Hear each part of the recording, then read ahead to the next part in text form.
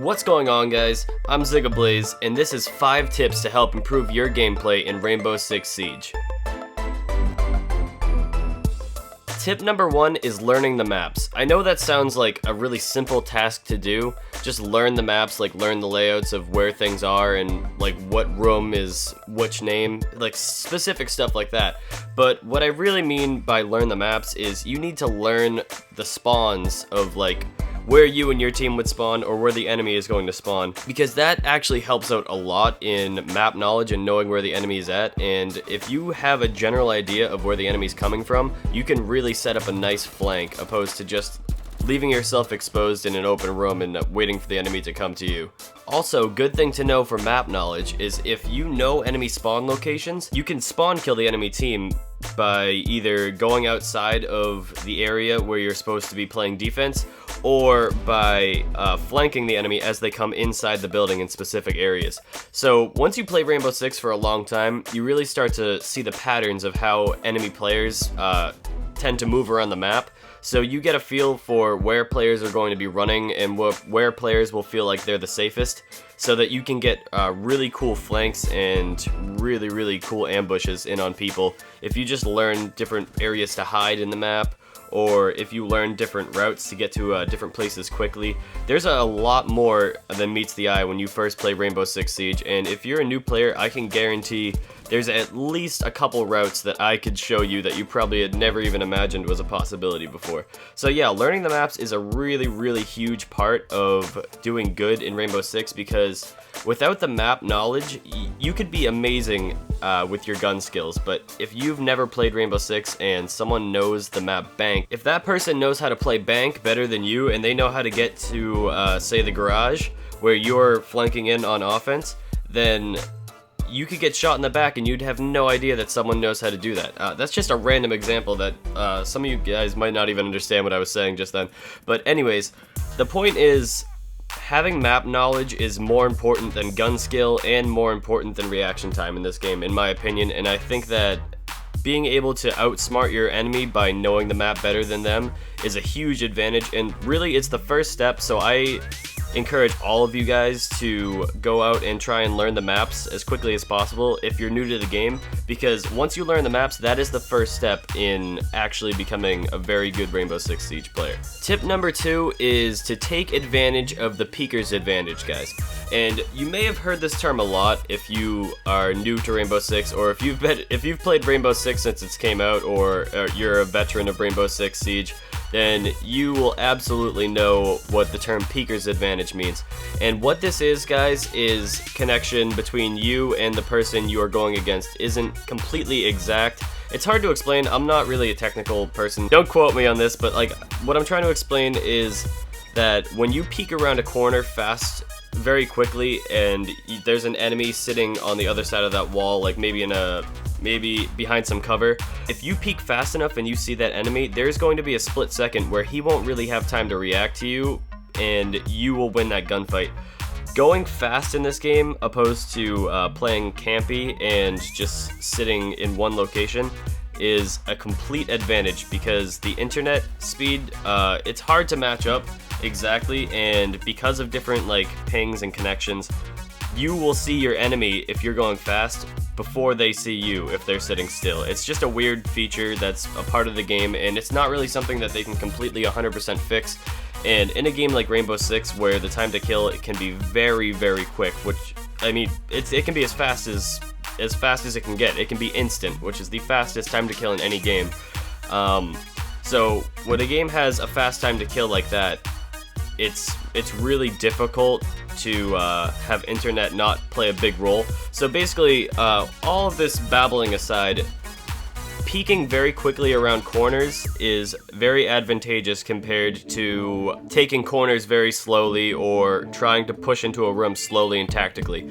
Believe me, guys, going fast is almost always going to be the better answer. If you're newer to the game and you're afraid of going in quick because you think you're going to die, I promise you're going to die probably the first few times you try it, but if you start to practice it more and more and push into rooms quickly, you'll get the hang of it eventually, and you'll find yourself winning a lot more gunfights than you would imagine. Third tip is kind of a small tip, but I think a lot of the newer players to Rainbow Six Siege won't really know about this all too much, or if they have started doing it, then they haven't really put a lot of thought into it yet. But guys, when you make kill holes in walls, like if there's a wall that can be breached through just by like a regular breaching charge, and you put one little kill hole in that wall so you can peek out towards a hallway or something, and if you guys ever find yourself getting shot in the head very easily when you're doing that, when you have just your head tucked away in one little peek hole that you made in a wall, that's because from the other person's perspective, all they see is one little hole open up in the wall.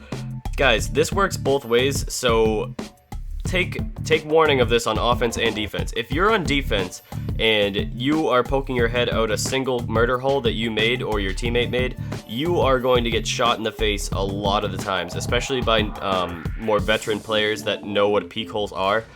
You might be able to pick off a lot of the new players in the game, but I promise you 9 times out of 10 you're going to get your head blown off by someone who knows what they're doing.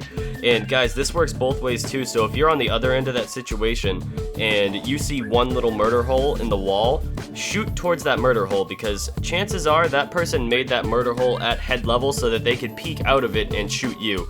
So they're basically just giving you a perfect target of where their head's going to be every time. So if you guys ever see in my videos that I'm shooting at murder holes even though there's no one in there, that's the reason why. Okay, our fourth tip is probably one of the most important tips that I could ever give you guys in this game, and what that is sound is so important in Rainbow Six Siege. Like, the sound around you is one of the most important factors in this game, and it will help you win so many gunfights, guys. I figured rather than me explaining this in detail, I want to show you guys what this actually looks like in a round. So what you guys are about to see is a round of me playing as the operator Sledge, and we're on offense.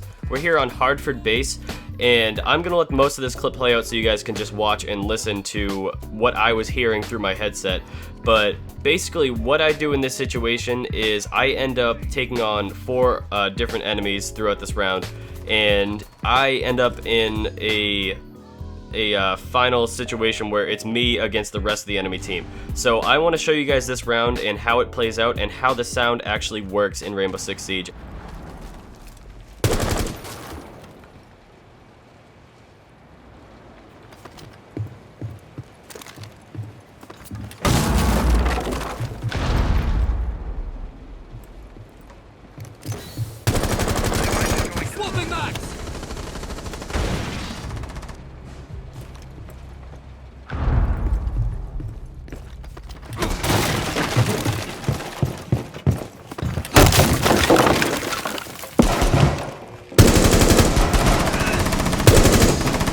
Operator remaining.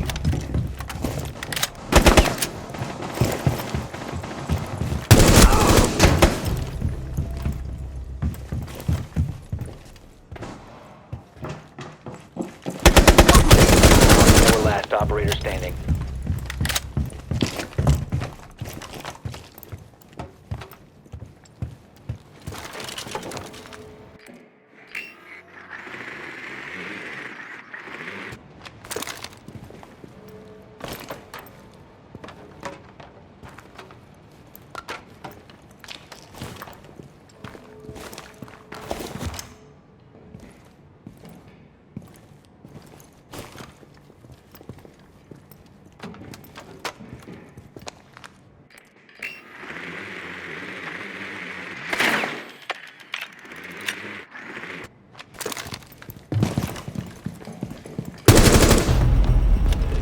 Op 4 eliminated. Friendly mission successful. Okay guys, and the 5th and final tip for today is that your drone is your best friend. I cannot say this enough, I cannot stress this enough. This is probably the most important thing you could take from today's video.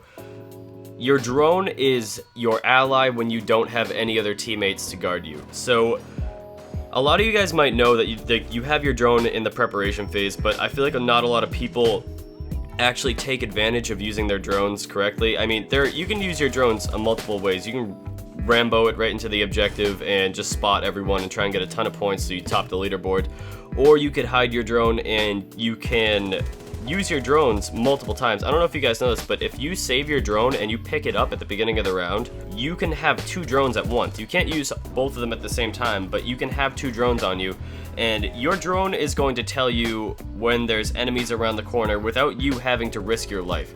So always use your drone before you guys enter a room. If you don't know what's in the next room, it's always a good idea to throw a drone in there and just check it out, because that takes 10 seconds. But if you die running into that room because you didn't drone it out in the first place, then you're gonna wait another 4 minutes anyways. So I really think it's worth droning out. It's just an extra eye that you can always have on you until the enemy destroys it, obviously.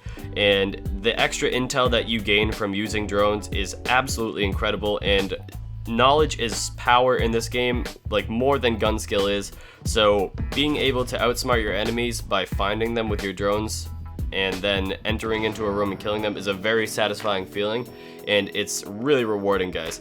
Okay, this is going to wrap up today's video.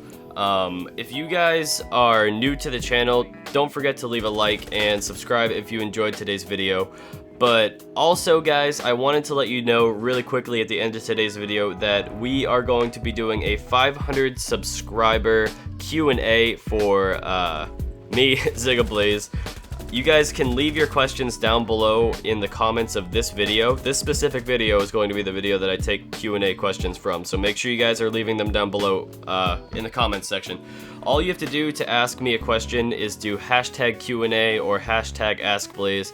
Just either of those hashtags are fine. Just let me know basically with a hashtag that it's a question for the Q&A, and chances of your question being featured in that video is very likely. So guys, don't be shy, leave as many questions as you want to ask, and these can be questions about video games or my personal life. It doesn't matter, anything in between that. But yeah, guys, that's going to wrap up today's video. I really hope you enjoyed this style of video opposed to just my live streams all the time. But I'm going to stop babbling now. I hope you guys all have a wonderful day, and I will see all of you beautiful faces later. Peace out.